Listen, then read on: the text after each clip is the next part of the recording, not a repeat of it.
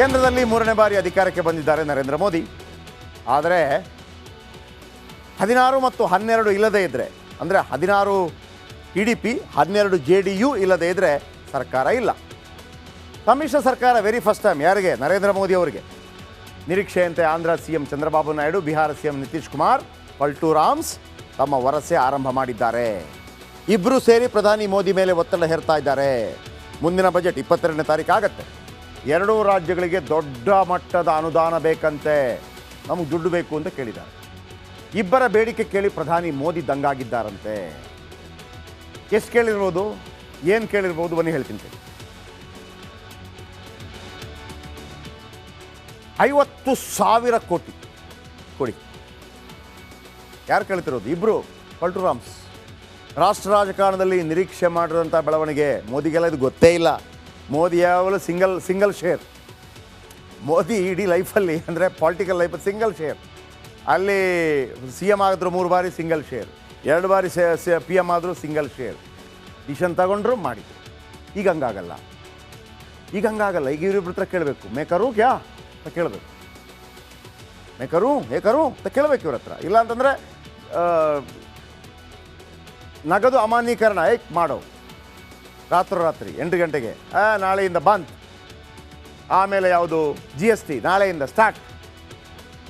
ಆಮೇಲೆ ಜನವರಿ 22ಕ್ಕೆ ಅಯೋಧ್ಯೆ ರಾಮ ಮಂದಿರ ಸ್ಟಾರ್ಟ್. ಎಲ್ಲವೂ ಈಗ ಹಂಗಾಗಲ್ಲ. ಮೋದಿಗೆ ತಲೆನೋವಾಗ್ತಾ ಇದೆ very first time. Naidu and Nitish. July 23ರಂದು ಮಂಡನೆ ಆಗಲಿದೆ ಕೇಂದ್ರ ಬಜೆಟ್. ಮೋದಿ ಮುಂದೆ ಬೇಡಿಕೆ ಪಟ್ಟಿ ಇಟ್ಟ ನಾಯ್ಡು ಮತ್ತು ನಿತೀಶ್ ಕುಮಾರ್. ನಾಯ್ಡು ಮತ್ತು ನಿತೀಶ್ ಇಟ್ಟ ಪಟ್ಟಿ ಕಂಡು ಮೋದಿ ಶಾಕ್. ಕೇವಲ ದುಡ್ಡಲ್ಲ, ಇನ್ನೂ ಇದೆ. ನಮ್ಮ ರಾಜ್ಯಕ್ಕೆ 25,000 ಕೋಟಿ ಬೇಕು ಅಂತ ನಾಯ್ಡು, ಬಿಹಾರಕ್ಕೆ 25,000 ಕೋಟಿ ಬೇಕು ಅಂತ ನಿತೀಶ್. ಈಗ ಮಾತು ಕೇಳದಿದ್ದರೆ ಸಂಕಷ್ಟ, ಮಾತು ಕೇಳಿದ್ರು ಸಂಕಷ್ಟ. ಈಗ ಮಾತು ಕೇಳಿದ್ರು ಅಂತ ಇಟ್ಕೊಳ್ಳಿ, 25,000 ಕೋಟಿ ಇವ್ರದ್ದು ಶುರುವಾಗುತ್ತೆ. ಅದು ಕೊಡಿ, ಇದು ಕೊಡಿ, ಅದು ಕೊಡಿ, ಇದು ಕೊಡಿ. ಕೇಳಿಲ್ಲ ಅಂದರೆ ಅಲ್ಲಿ ರಾಹುಲ್ ಗಾಂಧಿ ಹಿಂಗೆ ಹಾಕೊಂಡು ಕಾಯ್ತಾ ಇದ್ದಾರೆ. ಆಜಾವ್ ಬನ್ನಿ PM ಬನ್ನಿ PM ಅಂತ ಹೇಳ್ತಾರೆ. ಕಷ್ಟ. 2023ರಲ್ಲಿ 45 ಲಕ್ಷ ಕೋಟಿಯ ಬಜೆಟ್ ಮಂಡನೆ ಆಗುತ್ತೆ. 45 ಲಕ್ಷ ಕೋಟಿ. ನಿತೀಶ್ ಮತ್ತು ನಾಯ್ಡು ಇಬ್ಬರು 50,000 ಕೇಳ್ತಾ ಇದ್ದಾರೆ. ಅದರಲ್ಲಿ ಆಯಿತು, 25,000 ಕೋಟಿ ಕೊಟ್ಟರೆ ಓಕೆನಾ? ನೋ, ನಿತೀಶ್ ಕುಮಾರ್ ನಾಯ್ಡು ಇಷ್ಟಕ್ಕೆ ಸುಮ್ಮನಾಗಿಲ್ಲ. ಇನ್ನೊಂದು ಕೇಳ್ತಿದ್ದಾರೆ. 1 ಲಕ್ಷ ಕೋಟಿ ಮೊತ್ತದ, ಎಷ್ಟು? 1 ಲಕ್ಷ ಕೋಟಿ ಮೊತ್ತದ ಇಂಟ್ರೆಸ್ಟ್ ಫ್ರೀ ಸಾಲ, ಬಡ್ಡಿ ರಹಿತ ಸಾಲ ಕೊಡಿ ಅಂತ ಕೇಳ್ತಾರೆ. ಅದಕ್ಕಾಗಿ ಸಾಲ ನೀಡುವ ನಿಯಮ ಬದಲಾವಣೆ ಮಾಡಬೇಕು ಅಂತ ಪಟ್ಟು ಹಿಡಿತಾರೆ. ಸರಿಯಪ್ಪ, ಈ 50,000 ಕೋಟಿ ಯಾಕೆ ಇವರಿಗೆ? ಈಗ PM ಕೇಳ್ತಾರಲ್ಲ, ವೈ ಯಾಕೆ ಬೇಕು ನಿಮಗೆ 50,000 ಕೋಟಿ? ನೋಡಿ, ಬಿಹಾರದ ಮುಖ್ಯಮಂತ್ರಿ ಹೇಳ್ತಾರೆ, ಬಿಹಾರದಲ್ಲಿ ಹೊಸದಾಗಿ 9 ಏರ್ಪೋರ್ಟ್ ನಿರ್ಮಾಣ ಮಾಡ್ತಾರಂತೆ. ಬಿಹಾರದಲ್ಲಿ ಅಲ್ಲಿ 15 ಸೇತುವೆ ಬಿದ್ದೋಗಿದೆ ನಿತೀಶ್ ಕುಮಾರ್. ಇನ್ನು ಏರ್ಪೋರ್ಟ್ ಬಿದ್ದೋದ್ರೆ ಕಷ್ಟ. ಡೆಲ್ಲಿ ಏರ್ಪೋರ್ಟ್ ಮೊನ್ನೆ ಸೋರ್ತಾ ಇತ್ತು. ಬಿಹಾರಲ್ಲಿ ಎಲ್ಲವೂ ಬೀಳ್ತಾ ಇದೆ. ಬಿಹಾರದಲ್ಲಿ ಆಮೇಲೆ 9 ಏರ್ಪೋರ್ಟು. ಬಿಹಾರದಲ್ಲಿ 2 ವಿದ್ಯುತ್ ಯೋಜನೆ ಆರಂಭ ಮಾಡಬೇಕಂತ. ಆಮೇಲೆ ಬಿಹಾರದ 2 ನದಿ ನೀರಿನ ಯೋಜನೆಗೆ ಹಣ ಬೇಕು. ಆಮೇಲೆ 7 ವೈದ್ಯಕೀಯ ಕಾಲೇಜು ನಿರ್ಮಾಣ ಮಾಡಲು ಹಣ ಬೇಕು ಬಿಹಾರಕ್ಕೆ ಅಂತೇಳಿ ನಿತೀಶ್ ಕುಮಾರ್ ಕೇಳ್ತಾ ಇದ್ದಾರೆ.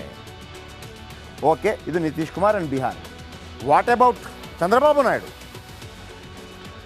ಚಂದ್ರಬಾಬು ನಾಯ್ಡು ಆಂಧ್ರ ಪ್ರದೇಶದ, ಅಂದರೆ ವಿಭಜಿತ ಆಂಧ್ರ ಪ್ರದೇಶದ ಮುಖ್ಯಮಂತ್ರಿ ಆದಾಗ ಅಮರಾವತಿ ಅನ್ನುವಂಥ ಊರನ್ನು ರಾಜಧಾನಿ ಮಾಡಬೇಕು ಅಂತ ಹೊರಟರು.